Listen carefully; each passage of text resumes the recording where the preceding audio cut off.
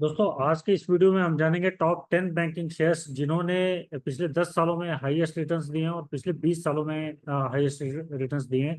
तो वो कौन से बैंकिंग शेयर्स हैं जिन्होंने पिछले 10 और 20 सालों में हाईएस्ट रिटर्न्स दिए हैं, और हम इन शेयरों को देखेंगे आज के अपने इस वीडियो में।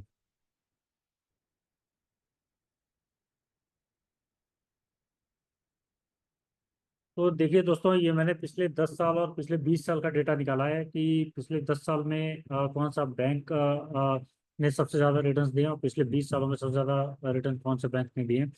तो यहाँ पे अगर हम देख सकते हैं कि पिछले 10 सालों में 263% जो है ये HDFC बैंक ने दिए हैं। 263% का रिटर्न इन्होंने दिया है।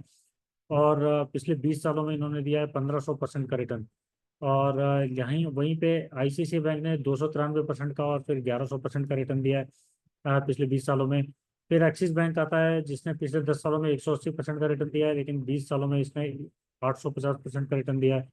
फिर कोटक महिंद्रा बैंक जिसने 10 सालों में 240% का और 20 सालों में 1000% का रिटर्न दिया है।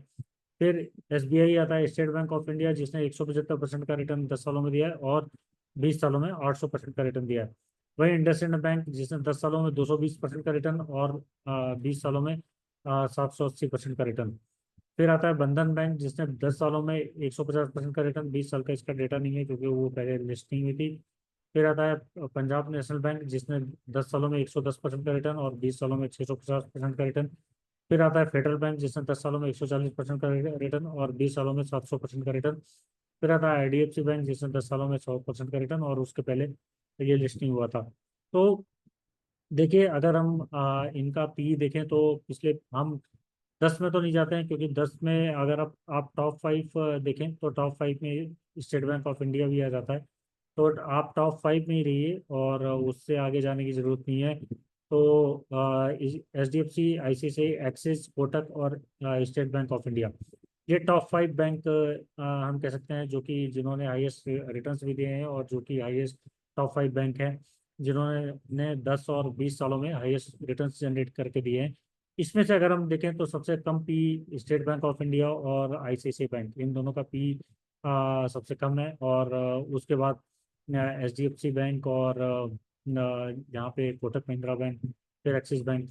तो आप इन 5 बैंकों को अपने पोर्टफोलियो में शामिल कर सकते हैं। और वहीं अगर हम अर्निंग पर शेयर देखें तो अर्निंग पर शेयर के हिसाब से भी जो है वो state Bank of India better है। स्टेट बैंक ऑफ इंडिया और ICICI बैंक और फिर HDFC, और ये दोनों आते हैं एक्सिस बैंक और फिर कोटक महिंद्रा। तो रिटर्न ऑन इक्विटी भी इनका 15%, 14%, 11%, 12%। तो उसमें भी आई थिंक ICICI बैंक और state Bank of India good हैं, अच्छे हैं। और लेकिन अगर आपका HDFC बैंक को भी आपको अपने पोर्टफोलियो में शामिल करना चाहिए, क्योंकि इसने पिछले 10 और 20 सालों में सबसे ज़्यादा रिटर्न्स दिए हैं। और वहीं PV देखें तो उसके हिसाब से HDFC बैंक महंगी कंपनी है, ऑब्वियसली होगी, होनी चाहिए, क्योंकि इसने रिटर्न्स भी सबसे ज़्यादा दिए हैं।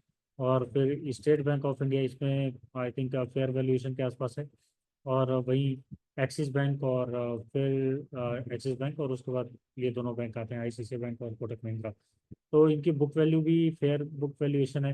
अगर आप देखें तो अच्छी खासी बुक वैल्यू इनकी है। स्टेट बैंक ऑफ इंडिया की 328, फिर कोटक महिंद्रा की 486, 384, 229 और 444। और मार्केट कैप के हिसाब से HDFC बैंक और नंबर 1 है।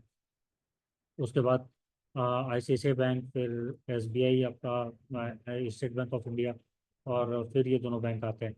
तो देखिए, टॉप 5 बैंक अगर आप बैंकिंग शेयर्स को अपने पोर्टफोलियो में शामिल करना चाहते हैं तो जरूर करिए। लेकिन आप टॉप 5 बैंकों को करिए। आप अगर आपने PNB जैसा शेयर होल्ड कर रखा है या फेडरल बैंक या IDFC, तो आई थिंक कहीं ना तो कुछ आप गलती कर रहे हैं। अगर आप लॉन्ग टर्म के लिए इन्वेस्टेड रहना चाहते हैं तो आपने हमारी इस टेबल में देखा 10 साल और 20 सालों में इन्होंने कितना पैसा रिटर्न दिया है टॉप 5 बैंक्स ने। तो टॉप 5 बैंक्स जरूर आपके पोर्टफोलियो में होना चाहिए, including HDFC, ICICI bank, axis bank, Kotak Mahindra और स्टेट बैंक ऑफ इंडिया। मैं ऐसा करता हूँ कि आपको आज का ये वीडियो पसंद आया होगा और इससे आपको हेल्प मिलेगी बैंकिंग शेयर्स को अपने पोर्टफोलियो में शामिल करने के लिए। इस वीडियो में इतना ही, और इंटरेस्टिंग वीडियोज आपके लिए आते रहेंगे। तब तक के लिए धन्यवाद।